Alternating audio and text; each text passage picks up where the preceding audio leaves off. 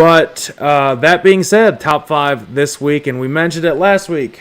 We are doing our top 5 list where we want to see the Clash go, whether they are current NASCAR tracks or not currently NASCAR tracks. This is kind of giving a little foreshadowing for our list. I don't know what yours is, but mine's got a couple NASCAR tracks and a couple tracks that they don't necessarily race at, and they may come back eventually to, and this will be a perfect opportunity for that.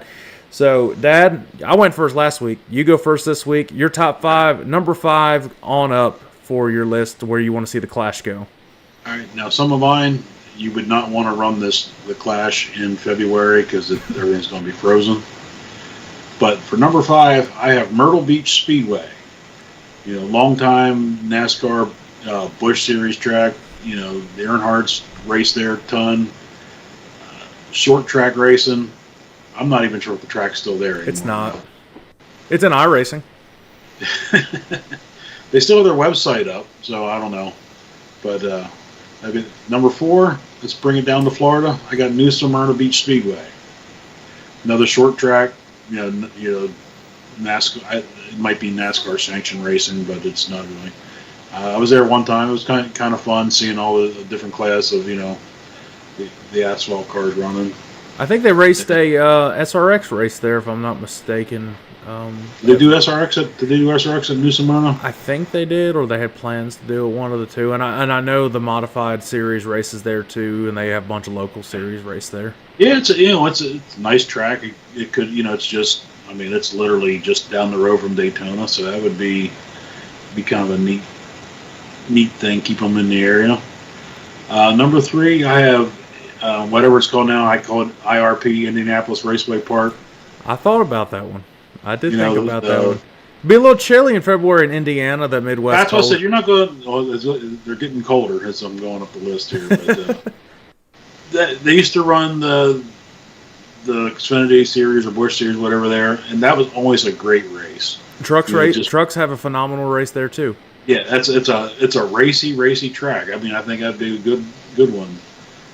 Number 2, I got the Milwaukee Mile. I thought about that one too. Dang, you are getting really cold. Why don't you go to the Arctic? Very flat. You're definitely not going to want to be up there in in February. But be something different. It's a perfect oval, completely flat. I'd love to see them come back to the Milwaukee Mile at some point as well. Indy cars, they put on a hell of a race there. Yeah. Yeah, I don't know how these cars would actually handle with that, with being no banking, but hey, I'd like to see it for once. They race in New Hampshire. True.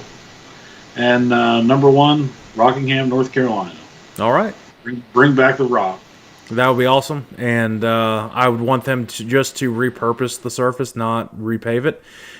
Dig it up, put it back down, and still have some tire wear because it's that's what it was known for, is to dig into those tires, and that's what made it a lot of fun.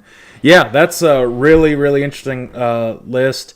A couple of mine are going off the wall, so let me just get my handy dandy notepad right here, and let's go through my top 5. So, first couple, number 5 and 4 are current NASCAR tracks that they have, and it's kind of a realistic thing that they could do it at in February, especially, unless I would go, and then it would snow. And the first race, why not start the year where you finish the year? Phoenix is my number 5. I think it's a smaller track, and if you had some tempers flare in the championship race, you could take it out on a non-points race at Phoenix. True.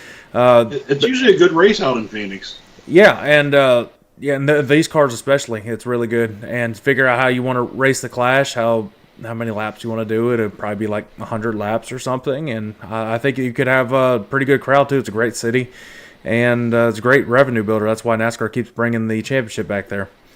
The next one would be a really good track as well. It's out west too, Las Vegas. Las Vegas, I think it's a really good race year in, year out. One of the better mile-and-a-half tracks that you'll see, especially with these cars. It's Vegas, what not to like? Go out there and gamble a little bit. They've had the award shows out there before.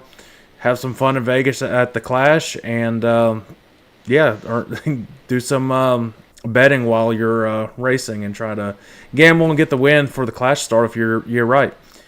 Now we're moving towards the East Coast, and yes, you're going to have some cold stuff, but hey, Lincoln Speedway is about to race a race in Pennsylvania, and so if they can do it in the cold up there year in year out, why can't NASCAR just do it some in the cold? So and they have the technology to make sure the tracks are fine. So my next one is Rockingham, so that's something we have in common. Not the number one for me, and you'll see why. What's not to like about Rockingham? You bring it back to North Carolina, bring it back to where everything began in that area. Not far for these teams to travel, and it's still on the East Coast. They can head down to Daytona, no problem, the next week. The next one will be very interesting. Go back on the dirt at Eldora in the Cup races. Nice. And that would be a perfect experiment to see what kind of crowds get drawn here. And it would not be the biggest crowd. I can almost guarantee that because of what they sold last year with the Eldora Million and the Kings Royal that week. But I'll be very intrigued how these cars would handle an actual legitimate dirt track. That would be very cool to see. Cold, yes, damn cold. But again, kind of bouncing off, Lincoln Speedway does it. It's going to be about the same weather, and NASCAR has the capability to make sure the snow and everything would be off the track. And number one for me is Nashville Fairgrounds.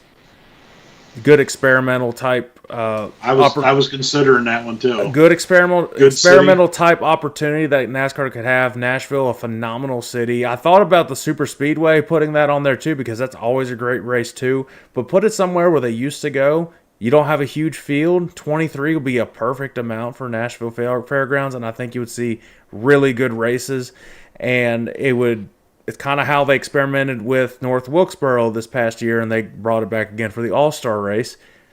Start experimenting with these tracks and bringing them back, because you're going to get crowds, you're going to sell out, and it's going to produce revenue. I can guarantee it. And Nashville, very big city. They could accompany that everybody that you need, all the fans. I think it's a no-brainer there. So yeah, there goes into our top 5 of the Clash. So that's the top 5 on that. Next week's top 5, get ready for it, drum roll.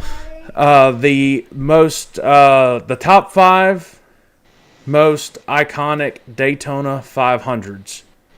Oh wow, that's going to take a little research on that one. Yes, and yeah, so look, everybody, if you want to drop in the comments what the top 5 is in your mind for the most iconic Daytona 500s, definitely let us know. We always like to see what other people are thinking. And yeah, I've got some in mind, and this is iconic for us. I got a couple right off the bat, and this is iconic for us.